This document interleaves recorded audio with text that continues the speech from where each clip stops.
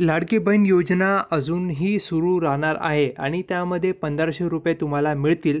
2100 रुपये तुम्हाला नाही मिळणार, त्या ठिकाणी तुम्हाला 1500 रुपये मिळणार आहे. आणि आत्ताची 6 तासापूर्वीची माहिती आहे ती मी तुला सांगणार आहे. 6 तासापूर्वी असं सांगितलं आलं एका चॅनलच्या इंटरव्ह्यूच्या माध्यमातून सांगण्यात आलं, देवेंद्र फडणवीस यांनी सांगितलं की भरपूरशा अशा महिला आहेत, भरपूरशा म्हणजे लाखोच्या वर महिला आहेत ज्यांचं नाव कापला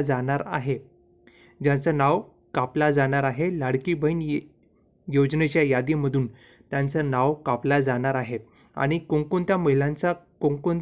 कशा प्रकारच्या महिलांचं नाव कापलं जाणार आहे ते आता सांगतो. ज्या महिलांचा उत्पन्न किंवा त्यांच्या घरातील व्यक्तींचा उत्पन्न, त्यांच्या कुटुंबातील उत्पन्न 2 लाखाचा वर आहे, त्या महिलांचं नाव लिस्टमधून, यादीमधून कापला जाणार आहे.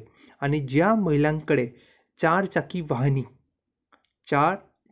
वाहनी, ट्रक सोडून, शेतीसाठी वापरल्या जाणाऱ्या वाहना सोडून, खाजगी किंवा इतर जाण्या आणि येण्यासाठी वापरले जाणारी वाहने, 4 चाकी वाहने असेल, त्या महिलांचं सुद्धा नाव कापल्या जाणार आहे यादीमधून. हे समजून घ्या.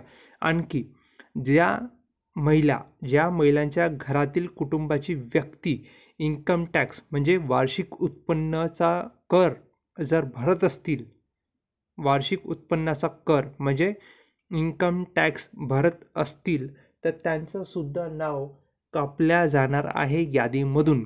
हे सुद्धा त्यांना माहीत नसेल तर समजून घ्या, त्यांचं नावसुद्धा कापलं जाणार आहे. तर अशा महिलांचा सगळ्यात जास्त आता नाव कापलं जाणार आहे यादीमधून. अजूनही इतर काही गोष्टी आहेत, इतर काही अटी आहेत.